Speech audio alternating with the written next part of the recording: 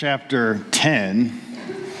Acts chapter 10 is where we were last week, and I asked you to read it. I hope you did, because we're still there this week. And again, it's a passage of scripture that is loaded with so much detail that time doesn't permit us to get into all those details. But I hope you remember at least a little bit of what we discussed. Hope you remember at least a little bit, because in that passage of Acts chapter 10, there are two major characters. There's the apostle Peter, the good Jewish apostle who unlocked the kingdom of heaven on the day of Pentecost and preached the gospel for the first time, and thousands upon thousands of people are becoming Christians, but he's only preaching to Jewish people for more than 10 years. God's got to wake him up and say, Peter, you think things are great? They're not great. And he changes plans. Then you come over to another character, Cornelius, a devout Gentile, a non-Jewish person, trying to live a good moral lifestyle, offering gifts to the poor, doing everything he could. But God, in essence, has to come to him and say, Cornelius, your good isn't good enough. You need something more. You need to get connected with Peter. And two men got their schedules messed up. Did not have this on their agenda at all. God ruined their schedule, put these two people together, and brought the gospel to everyone. He changed the course of human history, and yet it wasn't on their schedule. Sometimes God changes people's plans, right? Sometimes God changes our plans. So what do we do? What do we do when it seems like God's throwing a monkey wrench in our plans? Maybe he isn't, but he's allowed it to happen at least. So when our plans are in turmoil and changing, what is it we are supposed to do? Well, there are a few lessons that we discussed last week. I hope you remember some of them. The first one was we put grace before goodness. We put grace before goodness, right? Because Cornelius was a very good moral person, but all the goodness in the world doesn't matter if you don't have grace. Grace is what really matters when it all comes down to it. And the second thing we discussed is you put prayer before plans, because your plans are subject to change, but the God you pray to, he does not change, right? But there's a third thing. In times of change, I believe we need to look for the overlooked. I believe God wants us to look for the overlooked. Why do I say that? Well, because Peter, more than 10 years, and he's an apostle. He was as close to Jesus as anyone ever could be. And for more than 10 years, he wasn't speaking to Gentiles. He was only preaching to Jews. He thought things were great, and yet God had to come to him and say, Peter, you missed it. This truth, this gospel is for all flesh. So I was working on my truck, which is not a rare occurrence for me. Those of you who know me have seen the evolution of that vehicle, and it's amazing it still runs, isn't it? But as I've done this many times, I was trying to take care of a wiring situation, I believe. I want to say it was the back left tail light, but I'm not positive about that. It's been a few years, okay? But I was trying to get my lights working, and of course, why pay somebody when you can do it yourself and save a few bucks, right? So I'm running this wiring, trying to get it all squared away, and I'm befuddled because this tail light's not working. The other one is, but this one isn't. So I think, all right, let's go back, check the wires, make sure we're good. Okay, wires look good. Maybe I should put a meter on it, check and make sure. Look at that, there's voltage. This thing should be working. It dawned on me. Maybe the bulb's burnt out. It wasn't one of those fancy LED bulbs, that we have today, right? So I put in another cheap bulb. I found one, put it in, still nothing. I'll tell you what. I was scratching my head. A few more hours went by. I was not happy. And I was convinced. I could have told you it's an enigma. It's a mystery. Unbeknownst to man, it could have been aliens messing with my truck as far as I was concerned. Because I have researched, I have done every possible thing I could imagine. And I think I know this stuff okay. And yet there was no light. Do you know what the problem was? I'll tell you what the problem was. 2 dead light bulbs. The light bulb I put in was bad, and then I found another one and put it in. That light bulb also happened to be bad. The truck was wired just fine. Everything would have worked. I was just putting in dead light bulbs and not getting anything. As much as I hate to say it, there's something rather basic that I overlooked, and yet I wouldn't have believed that for hours. Look at Peter, the same situation. And God says, Peter, you're missing it. You think things are great because thousands of people are becoming Christians? Well, that's pretty good, but Peter, that's nothing compared to what I have in mind. God wanted millions, God wanted billions of people to become Christians. And if it weren't for God messing up Peter's plans, that may not have happened. If it weren't for the events in Acts 10, we wouldn't be here. We've got to look for the overlooked. So that begs the question, what is it we have overlooked? Are there people in our community that need the gospel, that would accept it? We've just overlooked them. We, like Peter, have probably been busy trying to do the right thing, praying for people, looking for opportunities, trying to live a good Christian lifestyle, and trying to be faithful witnesses and learn how to do that better. I don't want to take that away from any of us because that is very crucial. That is important. However, sometimes our plans still get shaken up and our lives get thrown in disarray. And at these particular times, we need to stop and think, is there something I've overlooked? Is maybe God using this situation as an opportunity to get my attention fixated somewhere else that I have just missed? Are there people in our backyard that would be Christians, but are not because we've overlooked them? Yeah. I can give you one example. I know of a bunch of people in this county that would be Christians if some faithful Christian people would adopt them from foster care. Plenty of people would be Christians eventually. Odds are. They're just waiting and they're in our backyard. And I'm so thankful for Christians who are willing to step up. And I realize not everyone can do this. You guys are so wonderful about supporting people that do and praying for them. That's great. I want to tell you some good news. I find this good news. It's the kind of thing that I can't share with everyone. We can't publicize it too much because it's really behind the scenes kind of stuff, but it still is cool. I had the privilege not long ago of reaching out to the people that handle adoptions in Brevard County. And the director of this particular place and the lady that teaches the course for all parents who are considering adoption, they need to be certified and all that stuff. Both of them met with me and I told them, hey, I'm with the church family and we love to support families. We love to support things like what you guys are doing because it's important. And I don't know if there's much we can do, but I'll tell you what, we've got some decent facilities here. And if you guys could put those to use, we'd love to have you in free of charge if it would help. Well, guess what? About 4 times a year, this particular group puts on what's called an adoption matching event. That's where potential parents who've gone through the classes and who are certified, there's the stamp of approval, they're allowed to adopt now. They've had their home study and everything. They come, and then kids in foster care also come, and they meet in a non-threatening environment, and they have a party or they do something fun. It's a way to get together. Well, it just so happens in December, we will be hosting one of those. And I want you to know that I am so thrilled that you guys have made this available. Why? Because it changed in the adoption community. You know what they talk about when they talk about getting adopted? They say finding your forever family. And that sounds so cool, but think about that for a minute. We as Christians, that's exactly what we want, right? We want them to find their forever family, just like we have. And so that's something cool that we get to do here this coming up month. It's coming up pretty quick. That's so exciting. And then my wife and I were at a discussion panel, and we happened to hear from the lady who is in charge of post-adoptive services.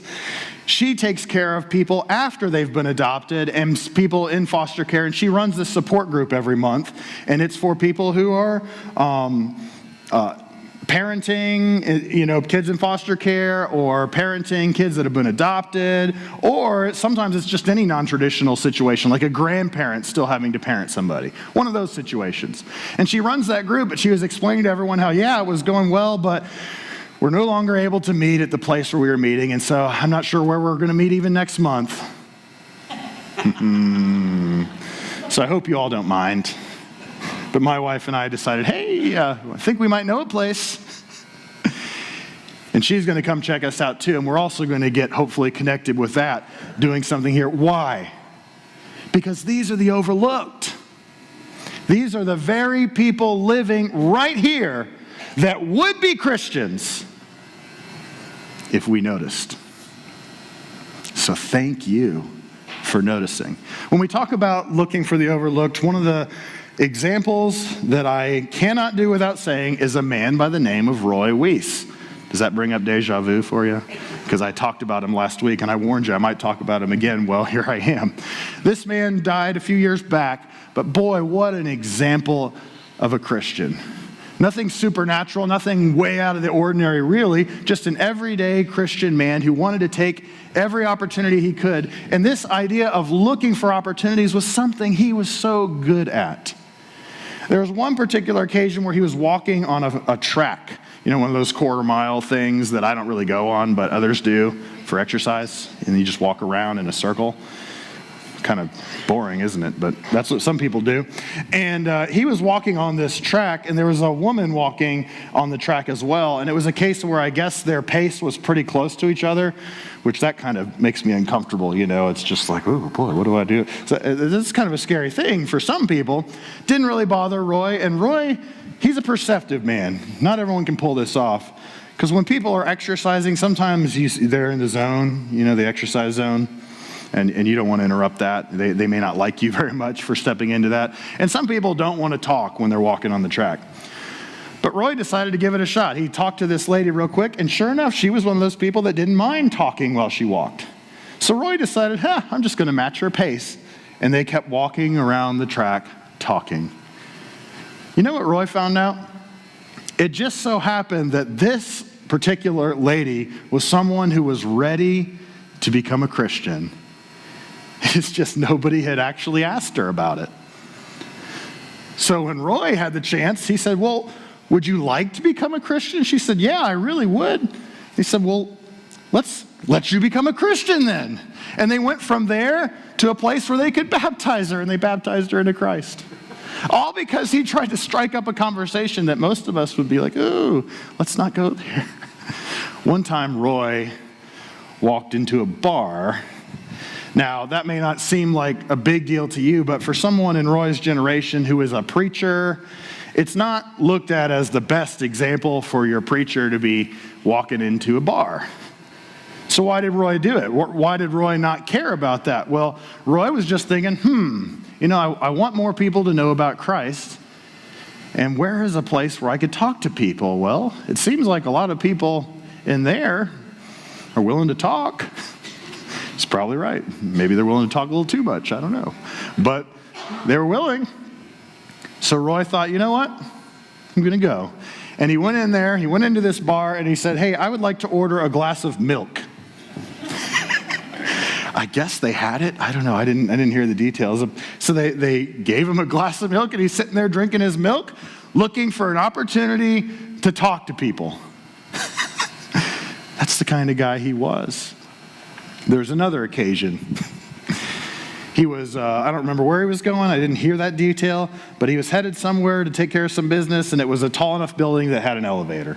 He got in the elevator. This lady happened to get in at the same time, and so he said, hey, are you going up? And she said, yeah, and they punched in the appropriate floors. They went up, they dispersed, took care of their business. Roy, when he finished doing whatever it was he was doing at this particular occasion, at this building, he came back to the elevator, and it just so happened that the same lady who he had rode up with in the elevator had gotten on the elevator, and they were about to ride down together too. And so he said, hey, you going down? She said, yep. So they punched in the appropriate floors. And then on their way down said, boy, isn't that interesting? Going up, going down. You know, when we die, do you think we're going up or we're going down? He went there. He went there. Why did he go there? Roy, you've only got like 20 seconds. It's an elevator. Why did he go there? Just because he's looking for the overlooked. See, one thing that Roy helps me understand, I think he helps the rest of us understand too, and it fits exactly with this concept of Acts 10, is illustrated by this particular ball. I want this ball to represent the gospel. I suppose I could call it the gospel, but that might be a little corny, so I won't do that. But if this ball represents the gospel, I would like for you to take a look at it. You see it? This ball may not be nice, but the gospel's great, okay? Just keep that in mind. Okay, it looks like everyone's gotten a good look at it. Ready? Not bad.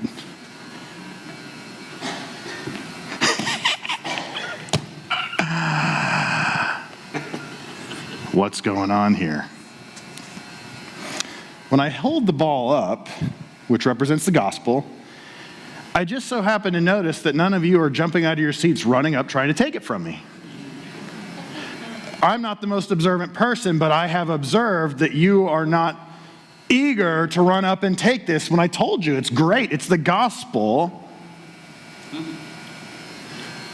But all of a sudden when I toss it to somebody, then they're going to do something with it. What I'm trying to emphasize is that the gospel needs to be put in their court. Do you understand that? Does that make sense? The gospel needs to be put in their court. If you just happen to have the gospel and you're showing, you're trying to live a good Christian example, which is a great thing to do, that's wonderful. But realistically, how many people are going to respond to a good example? We see lots of them in the world. Lots of them. They don't tend to affect us a great deal. Every once in a while they do. But if you give somebody something a little bit more, if you put something out for them and say, hey, this great life that I'm living is because of Jesus, how would you like Jesus? How will you respond to him? The ball's in their court. See, the responsibility in a big way has just gotten off of you, and now God is directly working with them. What are they going to do? Korean Flight 801. Korean Flight 801 to Guam. Malcolm Gladwell in his Outliers book talks about this particular flight. Reason why he talks about this particular flight is because there were a number of things that did not go according to plan. On this particular flight, weather was bad. Weather was not good. The pilot had not really gotten a lot of sleep. He had been doing a lot of flying, but he was a veteran pilot. He knew what he was doing. And so they were headed in, trying to make a landing to this airport in Guam. This particular airport, though, this particular situation, first of all, they were trying to make a manual landing or a visual landing, not with any automated stuff. You'll find out quickly I don't know anything about airplanes, but not with any autopilot kind of things. It was a visual landing, and this particular airport was different than a lot of others. I guess Malcolm says a lot of airports have these special lights that they put nearby the landing strip so that planes from a big distance can see, okay, there's where the strip is, and they can make sure they get an appropriate landing. This particular airport in Guam, their lights were located a little away from the strip, about 1.5 miles or so away on the side of a hill. That's where their lights were situated. And a pilot like this one should know that because he's flown into Guam several times. I want to say it was like 8 different times he had been to that airport. Veteran pilot, he knew that. But they were coming through bad weather and they were trying to make a visual landing, and they were headed toward the lights, which is not really the thing you need to do. Couldn't really see. As the situation becomes slowly more tense, and this is a Korean pilot, this is a Korean culture, very respectful culture You don't dishonor people who are older than you or who are superior to you in rank, anything like that. That's not their culture. And as this plane made it closer and closer, people in the crew were starting to realize, this doesn't look good. We need to change things up a bit. Something needs to be done. The pilot wasn't doing it. So one of the crew makes this statement. He says, weather radar sure has been helpful to us, hasn't it? Weather radar sure has been helpful to us, hasn't it? Now that may not seem like much to you, and it didn't seem like much to the pilot, but that, my friends, was his way of hinting without disrespecting. That is his way of saying, boy, we're flying into some rough weather. This is kind of dangerous. It's a good thing radar's here to tell us that we should go around this. We should circle around. We should go for a safer landing instead of trying to land in this mess. Weather radar sure has been helpful. Pilot didn't take the hint. Man felt like, I don't want to be disrespectful. It's not my place. I will say no more. Then the warnings went off. The low elevation warnings. I guess when you're below 500 feet or some certain distance from the ground, these sensors go off, and the pilot, co-pilot, everyone, they're looking, they're like, wow, that's odd, because they couldn't see anything. They thought it shouldn't be going off. Maybe the instruments are failing. They weren't. And so the co-pilot says, hey, let's make a missed approach. Let's make a missed approach. Something pretty bold for him to say, given that he is the inferior, the pilot is the one who's the highest ranking person on this plane. And yet he's telling the pilot, hey, let's circle around and try again because I don't think we're going to make it. Let's make a missed approach. But the pilot hesitates. He thinks about it for a little bit. Now you need to realize the job of the co-pilot, his duty is to keep everyone safe on this plane. And if the pilot does something that would endanger people's lives, the co-pilot has the right and should exercise it. He should take over and make sure everyone's safety is taken care of. But he doesn't want to disrespect the pilot, who is a veteran, who knows what he's doing, has been doing this for so long. So he says no more, and the pilot hesitates just a little bit. In Korean Flight 801, a Boeing 747 crashed into that hill just beside the airport in Guam. The plane had over 250 passengers on it. Most of them died.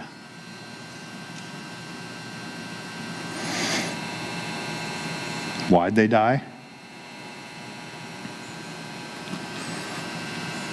Well, one of the reasons is because the people who were supposed to save them were too polite.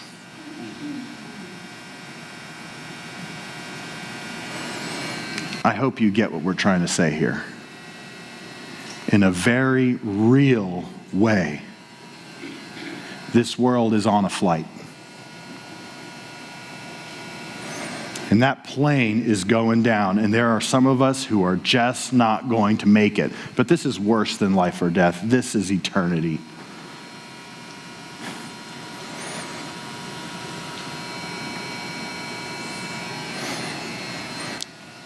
But we're with them. We can do something about it.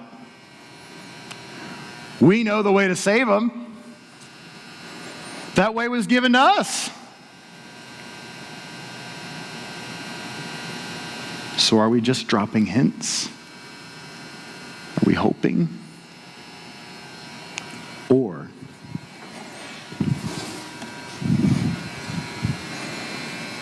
have we put the gospel in their court?